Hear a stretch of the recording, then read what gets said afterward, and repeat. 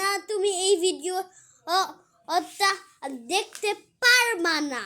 আর তুমি যদি একটা হিন্দু থাকো না তাহলে তুমি এই ভিডিওটা দেখতে পারবা না, যদি মুসলিম থাকো তাহলে দেখতে পারবা। Yes is good good good good good good good good.